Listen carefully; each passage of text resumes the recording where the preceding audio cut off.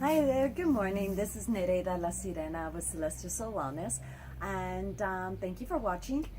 As always, with Celestial Soul Wellness, we look into our health, and we also are astrologers and master energy healers. So we talk about a variety of things on our site, and today we're talking about the universal laws. And the universal law in particular today is the universal law of potentiality. Now, you have other people that kind of group several universal laws together because they have a cause and effect with one and another. And so as not to have so many, they kind of clump it. And some people, the reason I bring that up is because one can relate it almost to the law of attraction, the law of potentiality, law of creation.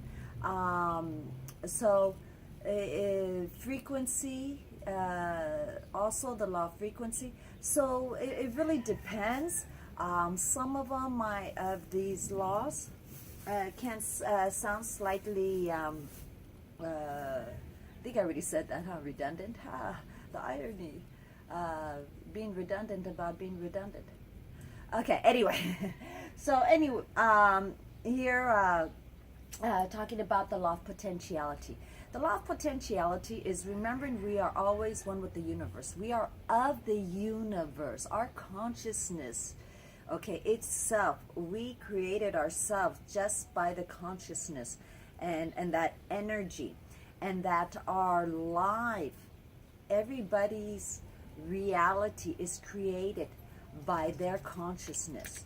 And our outside, what is going on in our 3D physical world is a representation, is a mirror image of what's going on in our inside. So if we are creating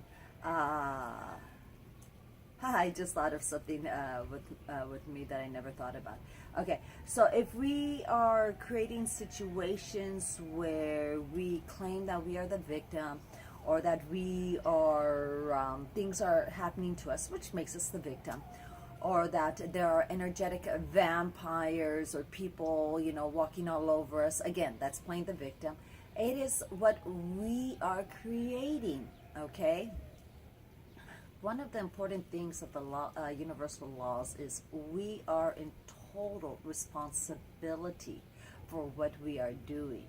And that includes by allowing ourselves to be on the fearful side.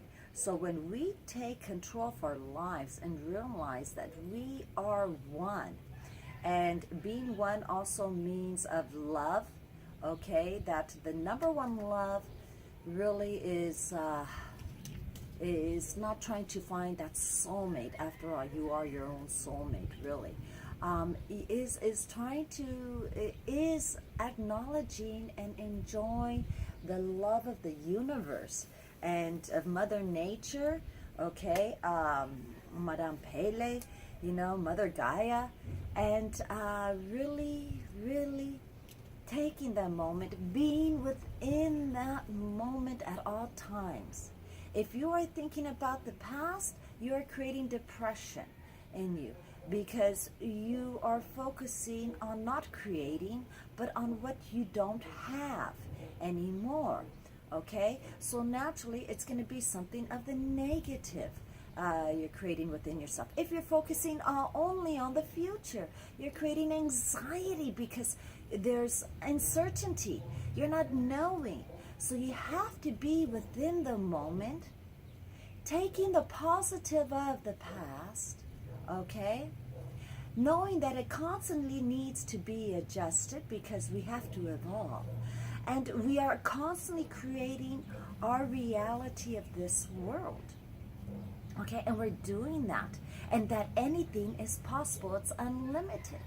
Okay, if things are not happening, it is probably because we have some kind of block, either from this lifetime or past life, and that is saying that it is difficult or it's in the way.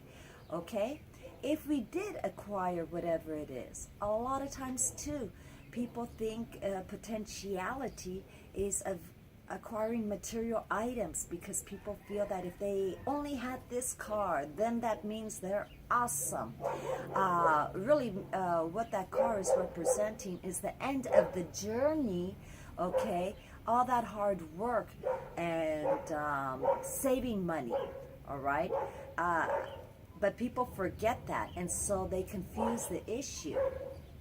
Another thing is too, people say, well, if I get that gold medal, they forget that it is the journey of working out, okay, of putting all those hours in, and what that in dedication. Really, people are thinking of only the destination of the journey, as opposed to the actual traveling and experiences that we encounter and we participate with for those destinations. And that's what really makes it different, okay? Because that means we have to focus on being in the moment. And what's very important too is we know when we're in the moment, when we're relaxed. If we're constantly moving and moving, I know I was brought up like not just by family, but society. Oh, multitask. What? You're not moving. Come on, move it, move it, move it. If you're not moving, you are unproductive. If you're unproductive, you're useless. You know,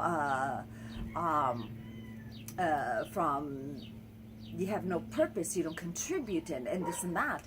And of course, that goes all the way back to World War II. You know. You have people from Europe who feared, you know, the situation of if they weren't useful, then they'll be considered handicapped. And if they were considered handicapped, there was the fear of the concentration camps and all that, you know. So again, there was the need to survive. I would say a quarter of the world was going through that. Well, more like a third of the world was dealing with those issues of the World War. If not, they were going through their own civil war or takeovers. And so a lot of the older generation who passed down certain philosophies, philosophies, have really, when I say tainted, emphasized a certain way of thinking. Their philosophies and ideologies dominated that time period and trickled down to the next generations. But we're seeing that that is no longer the necessity. Also, too, is a lot of people are giving themselves too much, okay, their health, to what they consider authority figures, the white jackets, instead of taking responsibility. In the past, people took responsibility for their health according to what they ate and what they put in their mouth, what they grew, and really had the pride in it. Now people just go, oh, let me make money for other people, so that way I can put food on the table. They're not even experiencing life. So going back to the law of potentiality, what they're creating in their outside world is really affecting this domino, this chain reaction. It's starting chain reactions, or continuing the chain reactions of superficial interactions. And that law of potentiality, when we realize, wait a minute, what am I doing this for? Okay, how is this happening? And you're like, well, you know, I'm created this world here, and well, this is how it is. No, it's how you think it's supposed to be, or you've been convinced or drugged. And I say drugged because all the crap food that's out there and all the medications, and you guys take medications, there's more side effects to the medications than positive, you know. As a health coach, I always got to say, you know, detox. Okay, and remember, detoxing is a two-step process before you go and start detoxing. But anyway, so the law of potentiality is creating and accepting and realizing we could do anything. That's possible. Again, another example, you got those couch coaches when they're watching sports. Oh yeah, this and that, and they should do this, and why didn't they throw this player? And Yeah, look at them. They wouldn't do it on their own. They're like, oh yeah, I could do that, but I'm just choosing not to. Okay, they're really choosing not to have that kind of lifestyle, and then to blame and say, what if, what if, what if? But remember, once, do you want to have regrets when you're older or when you're dying? Or do you want to know that at least you tried and you knew? For me, the worst is not putting my 100% and wondering, what if? And knowing if perhaps something could have changed because that lack of 100% effort. So sometimes we can put too much effort too on something, and that's a whole another video. So the law of potentiality is anything is possible. And that also means realizing that being one, though, with the universe, being one with our frequencies, being one with ourselves, okay, is what drives that potentiality. Not fear, like, oh no, I need this, I need that, then they'll love me.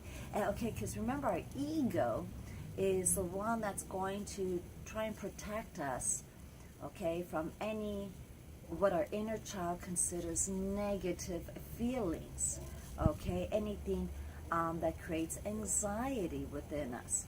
And remember, people have more anxiety that are less experienced and knowledgeable in life. The more experiences you go through as a child and more you learn as a child, the less fearful you are as an adult.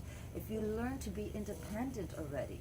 And that's again where I go, parents, please remember, you are not the maids and chauffeurs of your children. You are their mentors, their teachers and guides. You have to have them doing the things with you. Okay? Have them wash the dishes, plastic dishes when they're younger. Have them put away the stuff with you. Okay? But you by their side. All right? When you're washing, have them dump the stuff in there. Okay? And putting the stuff away with you. All right?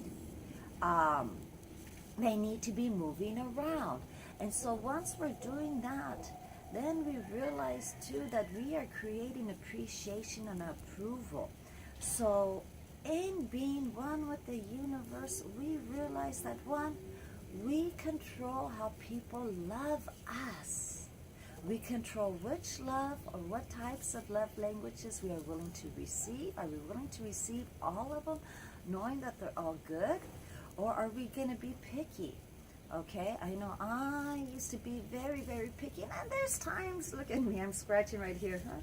I could still be picky about something, you know. And you know, I have certain systems, you know, having been in the military and coming from a very orderly German mother from World War II after effects, and a very detailed biological father and very detailed stepfather, which I love all my parents and family members to pieces, even if I don't get to interact with them all the time. You know, there's certain things being brought up in Catholic school, okay? Having been on a swim team for most of my childhood, you know. So there's orderly. So there's some, I know I'm not creating excuses, but showing excuses there. But let's get back to the point of the potentiality is anything is really possible. We can remember that we choose our life. So we could complain saying we were abused, okay, either physically, sexually, neglected, sold, okay, denied, you know, we could say, why is this happening? But we need to remember that we chose this life, okay, what's going on? And I mean, even me as a health coach, for example, and I use myself as an example a lot. I have no fear of sharing certain things because my life is the best life that I know, right? I've experienced it, I've lived it. Is a lot of people say, well, how does a health coach get breast cancer? I know. Well, just having created that, there's a part, of me that probably knew that I really needed to do a full detox. And just like anybody else, it's like, oh, well, I'll just go here, I'll just change this. And I was still having problems, okay? And even though after a while, the symptoms were not as strong as before, I never took out the crap and the toxins that created those problems. And so, again, that is something to remember with the law of potentiality is we can try to make changes in our life, but you got to clear out the old crap to allow the new, beautiful experiences and love to come in. And if you're not going to do that, then you're allowing less love and positive experiences to come in, okay? And if you're complaining why you're not getting all this wonderful stuff, even though you're doing the laws of attraction, vision boards, okay, affirmations, you haven't cleared all that stuff. If you have a storage space, you need to clear out half of that, because obviously you're not using it. And ask yourself why you're not using it. Now, and then again, some stuff you're not using, like I had took out stuff from my storage space, and I had a bunch of sweaters. And I was like, oh, well, I haven't used them. And then what happens, thank goodness I didn't give them all away, is this winter was a very cold, we had some very cold days, colder than last year. And I was like, that's why I had these in storage, because I hadn't used them in 2 years, but I did need them now. So some things we're not going to throw, like they say, the baby with the bathwater. We're going to keep it all together. Anyway, I hope this really helps with the ideas of potentiality and how we partake and how we are responsible. And to really, I think for me that's a relief to know I am responsible. And taking the time to be aware, what are our blocks from creating the life that we enjoy and we want? What are, how are we creating obstructions? I know when I was doing the detox, a lot of times with the detox, with the meditations, I was doing energy healings in the process. You really get to see from this lifetime and the past lives too, of all those pains and emotional pains that created. And remember too, we can't deny those emotional pains, because as a child, we're going to have certain fears because we do not feel that we can handle the situation very well until we learn. But a lot of times, though, logically, we say we deal with those fears, they still create blocks to the potential life we can have until we clear. Dealing and clearing the fears and the pains are two different things, and they create those blocks and obstacles. So if you want to know more, visit us on www.celestialsoulwellness.com, on Facebook and on Instagram, it's Sirena's Wellbeing, Twitter, Nereida La Sirena, and I'm also an ordained minister. So if you're in the area and want to get married, I'm doing a special for this year, only $100 to officiate weddings. I love doing that in non-denominational baptisms. So check out our classes that we offer, and we do mentoring, also health coaching, and astrology charts, and much more. So if you liked any part of this video, give me a thumbs up. If you have comments, I like positive comments. If there's something you don't like, this is what I say, this is my ego, not the healer. You get what you pay for. So anyway, I make these videos for my friends and family and my loved ones and anybody else who likes. So again, if you like, subscribe, thumbs up, and share it with someone you love. Okay? And chaucito.